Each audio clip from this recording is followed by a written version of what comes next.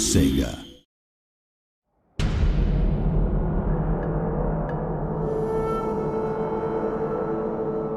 Ladies and gentlemen, boys and girls, welcome to another Total War Shogun 2 battle report.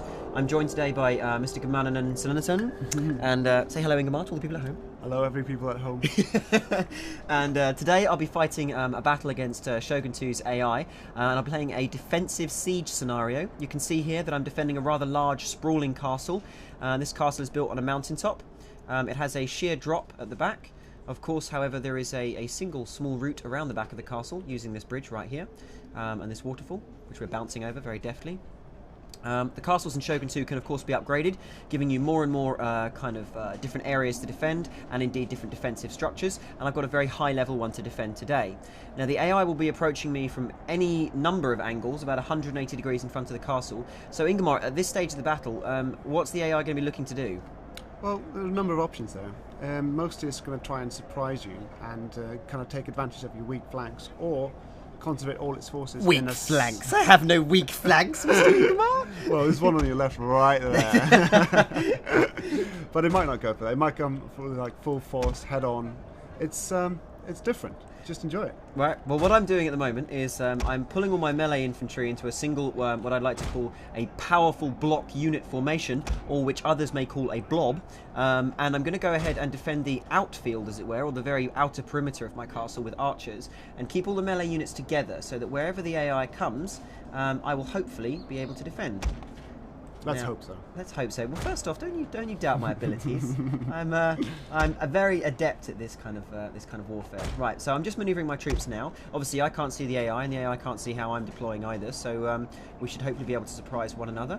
And again, I'm just bringing all my melee troops into a single area, and I'm going to back those up with my general, of course, who will give a morale bonus and various other ability bonuses to all of those troops within his sphere. So you think putting your troops in the front is a good idea then? Yeah, basically what I'm looking to do here is I'm trying to have a situation whereby wherever they come at me in the perimeter, I've got like a kind of a big core of shock troops to maybe deal with them. So we'll see how well my my tactic works. Okay. So immediately I can see the AI is deployed in two different places. Now, are we going to see a lot of different kind of deployment choices from the AI this time around? Yeah, it will try to do something different every time, and it will try and, you know, keep it fresh. Okay, well, in honour of the crisp, fresh snow, we can see that we have a large contingent of, looks like melee infantry with a couple of units of bows coming up on the right-hand side as I see it. And then on the left-hand side, we have a smaller number of units, again, long range by the look of it, and also some Teppo units here, if I'm correct. Maybe it's worth to mention that we don't know what's going to happen now. Yeah, we have no idea. So what goes on next is a giant cluster of joy. Okay, so here we go. Right, now pretty soon they should be coming in range of my arrows. So I'm going to bring the archers a little further forward, and I can see where they're going to probably concentrate their attack now. The archers are set to fire at will. You don't want to take up the kind of positions underneath the walls at all? No. And why do you say that with such a note of, are you sure you want to do this, Gareth? As if, like, I'm going to bugger it up. Right, okay, so, right, there the guys are here, and we are just waiting on them now to start firing on the enemy as soon as they come into range. And hopefully this will just scare them off a little bit. What I want to do is hold them off at range. It looks like they're thinking a little bit. I'm going to give a bit of thought to what's happening next. Yeah. Okay. Interesting. Look at this, because they're like, aha, you'll actually get into my range if you come any further, chaps, so you're going to have to come up with a strategy here. Yeah. Now, Being on the cautious. left-hand side... On the left-hand side, however, they're still moving up, which is slightly more worrying. Uh-oh. Oh, shoot. And over here at the back, we can see that there's a number of melee infantry supported by the back attack. Is that the official term in AI programming lingo? The back attack. The back attack. Right, okay. I'm, of course, led by the valiant Takeda Shinjin. See, they might not always come from that direction. They may well not, but now they have. So what I want to do is I want to serve them some casualties as they kind of march uphill, and see how the others are doing. Right, the others have held position. So they're no, they're coming forwards. Okay, so they're coming forwards on the right, and of course we have this sneaky back attack as well. And it looks like they're moving up the hill to the left-hand side too. But the right is my immediate concern, so I'm going to go ahead and redeploy my archers in position to do a bit more damage there. I cannot let those melee infantry get to the walls. So you can see what it's doing. It's doing blades first on the right-hand side, it's doing arrows on the left-hand side, and then the back attack. The back attack and the blades first maneuver. Mm-hmm. All of these, of course, ladies and gentlemen, technical terminology for war in the 16th century feudal period of Japan. From Sun Tzu himself. Sun Tzu himself said, "Do the back attack." Okay, which is not a crazy dance as it might sound. Do the back attack. Do do do do do. Okay, right. All right. It looks like I'm going to need some melee troops down there, so I'm now going to send my my melee units down into the throng. Because it looks like the AI is probably going to pierce that little show I've got going on there. The next thing for me to do is to try and put the willies into the enemy, which of course is a British slang term for scaring them, not anything sexual. And I'm now going to go ahead and hit fire arrows, so hopefully this will do them some morale damage as well as slowing them down a little bit. Okay, so my melee troops are almost there, and which means it's now time for me to pull the archers back here and get them to leg it, and then commit the melee troops into the combat that the AI katana troops have just breached. Here we go, lads. Oh, and they've got another sneaky unit coming around here on the right as well. Okay, so the AI has actually moved another unit around onto the right-hand side and is climbing the wall there, flanking my melee force. But not to worry. Oh, you cowardly buggers. Okay, so you can see now that both of my archery units, I didn't pull them back fast enough, and now they're getting pounded. Right, so how does the AI kind of switch from an initial to a secondary stage strategy? What's it going to be looking to do, like in its kind of phase 2 attack now it's breached the walls? Well, obviously the blades come first over the walls because they're the best troops to engage with first in terms of morale and kind of melee combat. Secondly, you can see in the middle over there, they're supporting both attacks on the left and the right with its archers, and then it's coming on from the back attack and it's already gained control of that area. The back attack has gone horribly wrong for me here because the AI has managed to get that area very well, so I'm now going to have to pull my my archers here up to the top level of the palisade to try and defend that and abandon that front position that we're getting fired fire at. arrows. Fire arrows. Don't you worry about fire arrows. We've got fire. Not worried about nothing. More importantly, however, I want to book these stupid idiots right here in the centre. Right, so I'm going to pick the enemy unit that's got the weakest morale, this one here with the red bar. I'm going to hopefully rout them by chucking them in. I'm going to also grab my general, if I can find him. Unfortunately, I believe he's been killed. Ah, my general's routing. Bugger. And now with my general rout, you'll see that the vast majority of my infantry also rout, having seen my general be killed by a stray arrow from the outfield. The powerful magical balloons that they wear on their back were no protection against very highly moving projectiles fired from string bows elsewhere. Apparently those balloons are historically accurate. The balloons are indeed accurate. Although you do think they kind of just say, hey, I'm a target, go for me. Right, so when your units rout in battle in a siege defensive scenario, they'll rout towards the keep, that's right, isn't it? Yeah. And they'll try, if they can reassemble, they'll reassemble at the keep. Yeah. Oh, this is looking bad for me. We can see now that even my my initial rush to get my archers to defend that wall that the AI has taken via the sneak back attack hasn't gone very well. And my archers are now getting very nastily cut to pieces in hand-to-hand combat. Of course, archers and hand-to-hand combat don't necessarily go together very well. They are archers, but they are also samurai. Oh, and the enemy is capturing this point. Now, what happens if the AI gets a hold of the gates? What does that actually do? It grants them access for cavalry and other stuff like that. So it's quicker to go through gates, but it's harder to capture them. Okay. So you can see in the initial attack, it went through up as many walls as it could do. Look at these cowards streaming back into the centre. But you still have the towers, you know.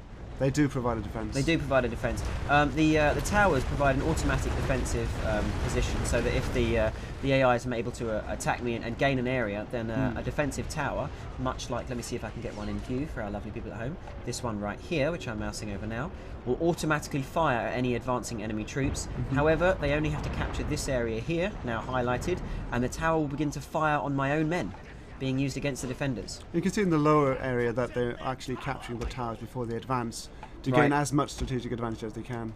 I'm now moving all of my forces into the centre in a final ditch scenario to attempt to control the middle, because this is obviously what the AI is going to go for next.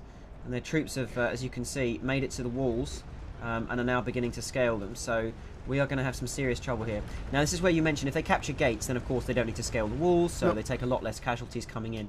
Does the AI prioritise things like attacking and capturing gates and things like that?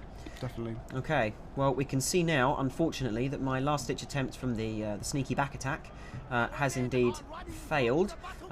So I am now kind of recuperating and reconstructing my forces in the centre. Now, I wish I could explain that slightly more tactically, but the truth is, it was a dishonourable retreat into the middle, which I now hope to try and salvage some kind of defence from. Right, let's see what we've got going on here. Right, so the archers are still kind of on the outside walls here, and the enemy melee infantry have made it up the back walls. Now, can the archers themselves actually scale the walls? Or, they can, but there shouldn't be reason to do that until the melee troops have gained a foothold there. Okay, so it'll prioritise getting the melee troops over the wall first. Yeah, I mean, as a sensible player would do. It looks like I'm taking some seriously big firepower here. Something's literally scorching the earth in front of those guys. And because arrows go in a nice arc, you don't really have to be in the castle to do damage, like we see right there. Even though you're in the centre of the keep, they can keep on hurting you. Yeah, exactly. So the AI is actually getting quite a nice lot of volleys up into the centre of the keep here. Now, their accuracy is not going to be great, given that they're firing uphill. But still, they are doing me some damage, which does prompt me to perhaps retreat behind the keep itself. Literally, no, I'm not a coward. I'm a tactical mastermind. This is not cowardice, my friend. This is leadership personified. Dishonourable. Dishonourable, my buttock. Right, okay. My singular buttock. I don't even give prevalence to two. Okay. So you can see here now we have these chaps coming into the centre. Now I'm literally going to be defending to the last in the middle here. The tattered remnants of my unit's flags unfortunately exhibit the fact that I've been butchered. See, it's in no hurry at all. It's just grabbing those towers, grabbing those gates. It doesn't want to take any casualties as it moves, I assume. So it's grabbed the towers now, which means if I come anywhere near it, the towers are going to get destroyed. Oh, God.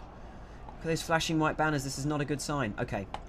Right, the next thing to do then is to valiantly defend this one side that we have remaining. And you can see there that the AI is sending up some of its troops, and we're going to send in everything we have on that flank. Naginata in, Bo Ashigaru in. Now, of course, Ashigaru in close combat is generally a very, very poor tactical decision. Yes, but as they are in the central keep now, they will fight to the last man because this is their last stand. There's no nowhere way else out. to go. No. Aside from over the side of the mountain and into the waterfall. Or on the top of a katana sword. There is nowhere else indeed, yes. Go home on top of the sword. Well, listen, AI, strike me down now. I should become more powerful than you can ever imagine. Unfortunately, I shan't become more powerful. I'll just lose this region on the campaign map. Okay, so right, let's get the AI on the back foot a little if I can by firing at him with some arrows. You can see here we've got the arrows going in, and again I'm going to switch to fire arrows, which of course are a special ability on a cooldown timer. And have those, hopefully, there we go, we've started to rout the one AI unit coming in on the left, so I can at least score a minor victory there by a good use of the Bo Ashigaru. Now let's have them fire onto these chaps here, who don't yet own the gate. Oh, bugger! The first of the melee infantry from the other AI charge has made it into the centre. And they're now scaling all of these walls, and here they come, ready to capture the middle. The time is right. The time is not right, the time is wrong. Okay, hang on. The time, according to getting my buttocks kicked. Right. Okay, the AI melee infantry on the left is now not much more of a threat. However, this large force moving in on the right is. I still need to keep what remains of my army behind the keep to stop them getting pounded by all those archers out the front, which are in a very handy position. But there is nothing remaining to do aside from stick everybody in melee mode and throw them in. This is what we call the last ditch. Here we go, lads. Look at these. How swift thy sword, peasant. Cut to pieces. My peasant Ashigaru here being destroyed by enemy Nodachi samurai. A Nodachi, for those who are not in the know, Nodachi, no doubt, is of course a two-handed, large, almost broadsword style weapon. Not a katana, but somewhat similar. And unfortunately, of course, the samurai outclass my own lowly Ashigaru units, meaning the likelihood of them winning this close hand-to-hand engagement is very small. So, does the AI take much notice of the kind of rock, paper, scissors relationship between units in this kind of encounter?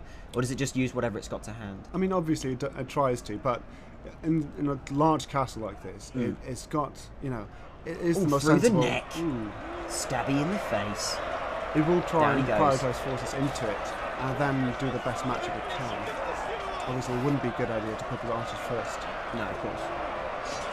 Ooh, beautiful. Terrible stabbing. Oh, and now we've got the timer up. This means that the AI are beginning to capture the keep. We can see there that the giant warning flag for me. So it's hold you off on one end. It's holding my forces, pinning them down, and then sending its infantry into the centre to actually raise its own flag. Down comes my beautiful Takeda banner, and up goes the terrible, horrible sight of a Hojo flag in the middle. You're not even going to live to see defeat. Hey, excuse me, okay? At least one man will drag his bloodied corpse to see their flag go up over my castle. Oh God, it's going wrong for me. 27 seconds, and the AI's utterly ruined me. I didn't even get to last the 27 seconds. Didn't even need his cavalry. Well, there you go, ladies and gentlemen. Of course, you know, I intentionally showed you a defeat in this instance. Otherwise, I would definitely have embarrassed Ingmar and his Gudmundsson and AI techniques. But thank you all for joining us on this Shogun 2 battle report, and thank you, Ingmar. Thank you, King.